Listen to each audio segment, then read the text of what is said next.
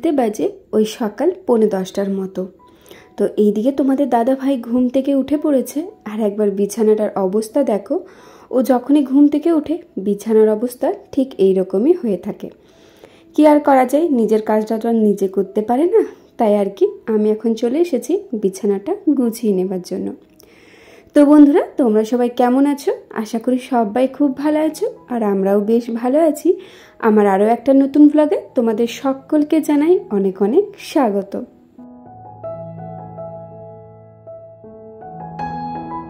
আসলে আমার মনে হয় বিয়ের আগে যেমন প্রত্যেকটা মাই তার মেয়েকে হাতে ধরে মোটামুটি সব কাজগুলি টুকিটাকি শিখিয়ে দেয়, সেই রকম কিন্তু সব মায়েরই উচিত নিজের ছেলেদেরকেও সব কাজগুলো হাতে ধরে শেখানো বা একটা দায়িত্ব দেওয়া, যে নিজের কাজটা অন্তত নিজে করতে শেখ, যাতে পরনির্ভরশীল একদমই না হয়। কারণ সবসময় যে একটা মেয়ের ওপরই সব কিছু নির্ভর করে এমনটা কিন্তু নয়। কখনো তো হতেই পারে হয়তো শরীরটা খারাপ গেল, তখন হয়তো বাড়ির ছেলেটাই সব কাজ করে নিল। তো ওইটাই বলছিলাম আর কি, যে বাড়ির মেয়েদের সাথে সাথে ছেলেদেরও কিন্তু সব কাজ শিখে নেওয়াটা দরকার। কারণ কোথায় কখন কি কাজে লেগে যায় বলাটা কিন্তু খুবই মুশকিল। হতেই পারে একদিন হয়তো বাড়ির মহিলাদের শরীর অসুস্থ হলো, তারা হয়তো কিছু করতে পারছে না, কিন্তু একটা ছেলে যদি মোটামুটি রান্না বান্না টুকিটাকি যে রান্নাগুলো আর কি হয়, যদি একটু রান্না বান্না বা ঘরের এই কাজগুলো যদি শিখে রাখে, তাহলে কিন্তু বলতে পারো অনেকটাই সাহায্য হয়। তাই আমি একটাই কথা বলবো, বাড়ির মেয়েদের সাথে সাথে কিন্তু ছেলেদেরকেও কাজ শেখানোটা খুবই দরকার।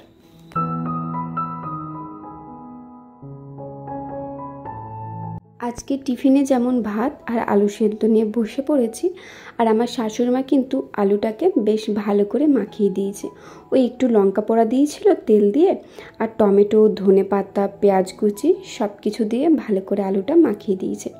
আসলে আমার শাশুড়িমা জানে আমি আলু মাখা খেতে খুবই ভালোবাসি, তাতে সেটা টিফিনে বলো, বাকি দুপুরের খাবারই বলো না কেন, আর রাতেই বলো না কেন, আসলে আলু মাখাটা আমার খুবই ভালো লাগে। তো যখনই আর কি আমি ভাত খাই, প্রত্যেক দিন হয়তো হয়ে ওঠে না, তবে মাঝে সাঝে আমাকে আলুটা ভালো করে মাখিয়ে দেয়, যাতে ভাতটা একটু বেশি খেতে পারি। তো ওদিকে খাওয়া দাওয়া হয়ে যাবার পরে এখন বসে পড়েছি সবজি কাটতে। আর আজকে সবজিতে ওই পটল ভাজা আর এই বাঁধাকপির তরকারি করব। তো বাঁধাকপিটা এখন কেটে নিচ্ছি।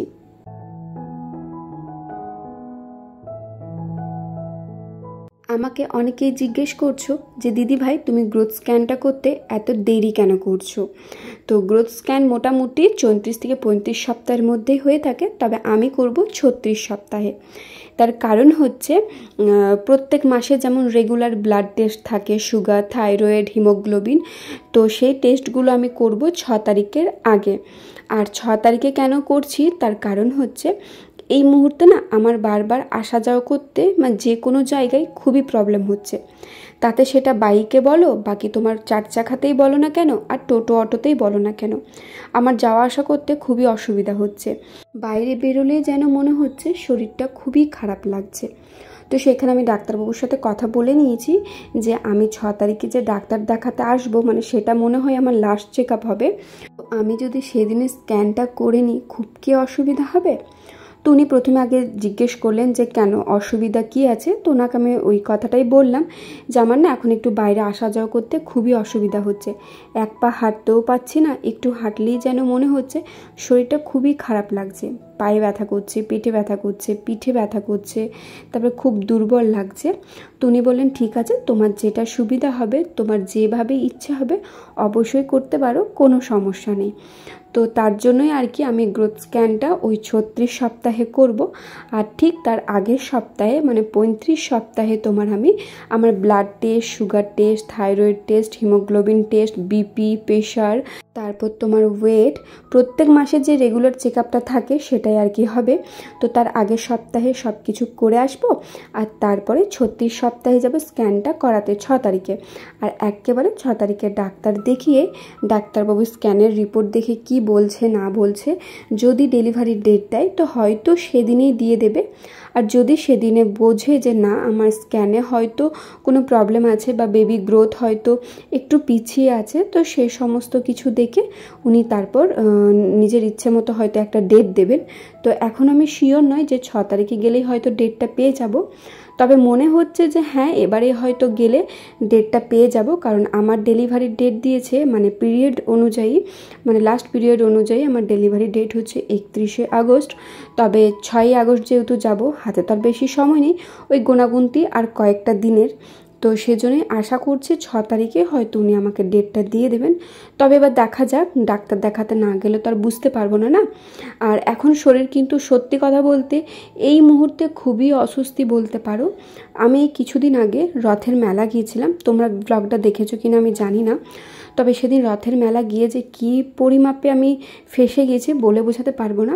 হয়তো ইচ্ছে হয়েছিল চলে গিয়েছিলাম, কারণ সত্যি কথা বলতে আমার এই ঘোরাঘুরি এগুলো করতে খুবই ভালো লাগে। তো আর কি বাড়িতে সবসময় থাকি বলে ভালো লাগছিল না। তো শাশুড়ি মাকে একবার বললাম, তো শাশুড়ি মা বলছে ঠিক আছে তোর যখন ইচ্ছা আছে তো যাবো চল। যদিও উনি আমাকে অনেকবার বারণ করেছে যে দেখ পারবি না এত দূর যেতে, যদিও আমার বাড়ির থেকে ওই হাঁটা রাস্তা বলতে পারো 7-8 মিনিটের মতো, তবুও আর কি গেছিলাম। তো এতটা রাস্তা হাঁটার পর মানে 7-14 মিনিট ধরো হেঁটেছি, তো 7 মিনিটের জায়গায় আমার বলতে পারো সেটা 15 মিনিট হয়ে গেছে, যেহেতু একটু আস্তে আস্তে হেঁটেছিলাম। তারপর মেলা ঘুরেছি। তো বাড়িতে এসে না খুবই শরীরটা অসুস্থ হয়ে গেছিলো। তো তোমাদের দাদাভাইয়ের কাছে অনেক বকাবকি খেয়েছি, কারণ ও বলেছিল যখন তুমি যেতে পারবে না তাহলে গেছো কেন, এতটা রাস্তা হাঁটাটা মানে এই সময় উচিত কিন্তু একদমই নয়। এখন ধরো পেট ভারী লাগছে, শরীরটা ভারী লাগছে, এই অবস্থায় কিন্তু হাঁটতে একদমই পারছি না। আমি বিশ্বাস করবে না এখন ওপর পর্যন্ত উঠি না, মানে আমাদের ছাদে পর্যন্ত এখন আর উঠি না। ওই সকালে একবার স্নান করার পর যেতে হয়, যেহেতু ঠাকুর প্রণাম করি, আর তারপর আমার ড্রেসগুলো মেলে আসি। তো তার কারণেই ওই 24 ঘন্টার মধ্যে বলতে পারো একবারই আমি ছাদ যাই, বাকি সময় কিন্তু আর উঠি না, যেহেতু পারি না এতগুলো সিঁড়ি ভেঙে যাওয়া, তো আমার হয় না। তো সেখানে ধরো এতটা রাস্তা হেঁটে গেছি, শরীরটা কিন্তু খুবই খারাপ হয়ে গিয়েছিলো। তো তারপর থেকেই আর কি বাড়িতে থেকে বেরোনো টোটালি বন্ধ করে দিয়েছি, কারণ নিজের শরীরটাকে আগে ভালো রাখতে হবে। এই হঠাৎ করে হেঁটে এসে যখন শরীরটা খারাপ লাগছে, চুপটি করে শুয়ে থাকছি, কিছু খেতে পারছি না, বমি বমি ভাব লাগছে, বমি হয়েও যাচ্ছে। তো সেখানে আমি বলবো এই সময় শরীরের একটু খেয়াল রাখাটা খুবই দরকার, কারণ বললামই তো এখন আর বেশি সময় নেই, হাতে গোনা কয়েকটা দিন আছে আর কি। তো এই কয়েকটা দিন পেরিয়ে যাক, তারপরে তোমার যেখানে ইচ্ছে সেখানে তো যেতেই পারবো ধরো। তো যাই হোক, ওই একটাই প্রবলেম ছিল যে এই সময় বাড়ির থেকে বেরোতে পারছি না। তাতে যেখানেই বলো মানে টোটো, অটো, বাইক বাকি যাই হোক কোনো কিছুতেই যাতায়াত করতে পারছি না, খুবই অস্বস্তি লাগছে। তো এইবারে 6 তারিখে লাস্ট চেক আপে যখন যাব, কোনো রকমে কষ্ট করে চলে যাব। তারপরে তার মনে হয় সেই ডেলিভারি ডেট দেবে, তারপর তো একেবারে ভর্তি হব হসপিটালে, তার কোনো চিন্তা নেই। তো যাই হোক, এই কথাটাই তোমাদের সাথে শেয়ার করছিলাম যে আমার শরীরের অবস্থা ভালো নেই বলে আমি 34 সপ্তাহের জায়গায় 36 সপ্তাহে স্ক্যানটা করাবো। এটাতে কিন্তু কোনো অসুবিধা নেই, আমি আমার ডাক্তারের পরামর্শ নিয়েই কিন্তু এই মানে ডিসিশনটা নিয়েছি।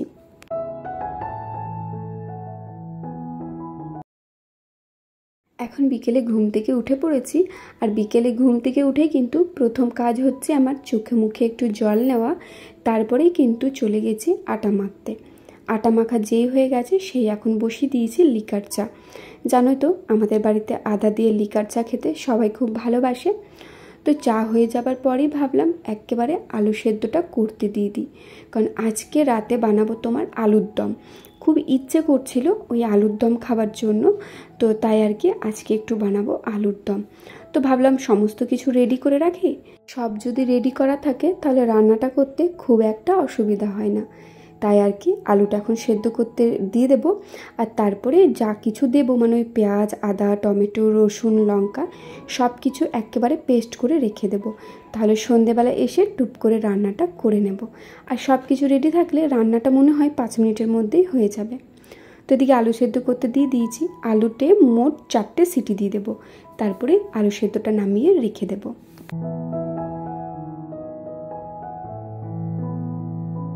এখন কিছুদিন ধরে দেখছি ঘুম থেকে উঠে খুব খিদে পেয়ে যাচ্ছে, আর আমি তো টিফিনে মুড়ি খাই, আর মুড়ি খেতে খেতে প্রায় 7টা 7:30 বেজে যায়। তো এখন কদিন ধরে ঠিক করেছি এই ঘুম থেকে উঠে 4টে বিস্কুট আর 1 গ্লাস জল খেয়ে নেব। বিকেলে যেহেতু মানে ওয়েদার খুবই ভালো না থাকলে, মানে যদি বৃষ্টি পড়ে, তাছাড়া চা আমি খাই না, যদি বৃষ্টি পড়ে তবে হয়তো চাটা খাই, তাছাড়া আমি চা খাই না। তো তার কারণে ভাবলাম 1 গ্লাস জল আর 4টে বিস্কুট নিয়ে এখন খেয়ে নিই।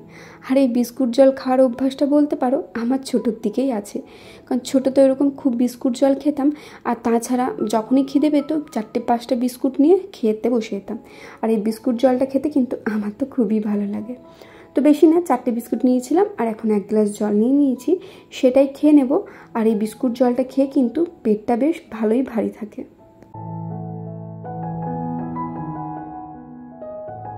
এখন চাপিয়ে দিয়েছি আলুর দমটা। তো আমার মশলাটা এদিকে কষা হয়ে গেছে, সেই রকম কিছু দিইনি, একটু পেঁয়াজ কুচি দিয়েছিলাম আর তারপর তোমার ওই আদা, টমেটো, কাঁচা লঙ্কা দিয়েছিলাম। রসুনটা দিইনি, কারণ রসুনের গন্ধটা আমার আবার ভালো লাগে না। তো ভালো করে মশলাটা কষে তার মধ্যে হলুদ গুঁড়ো, লঙ্কা গুঁড়ো, একটু নুন, চিনি, জিরে গুঁড়ো, ধনে গুঁড়ো, তারপর একটু গোটা গরম মশলা সব কিছু দিয়ে ভালো করে মশলাটা কষিয়ে নিয়েছি। আর এখন দিয়ে দিয়েছি সেদ্ধ করা আলুগুলো। তখন আলুর সাথে মশলাটা ভালো করে কষিয়ে নেব। তবে আজকের আলুর দমটা খেয়ে সবাই খুব নাম করেছে, বলছে নাকি খুব ভালো হয়েছে। আমারও খুব ভালো লেগেছে। তবে যাই হোক, সবার জন্য যখন রান্না করা হয় আর সে রান্নার যখন প্রশংসা সবাই করে, খুবই ভালো লাগে। তো এদিকে ওপর থেকে একটু ধনেপাতা ছড়িয়ে দিলাম। তাহলে ভিডিওটা এত দূরেই রাখলাম। ভালো লেগে থাকলে অবশ্যই চ্যানেলটিকে সাবস্ক্রাইব করে আমার পাশে থেকো। তো চলো আজকের মতো টাটা।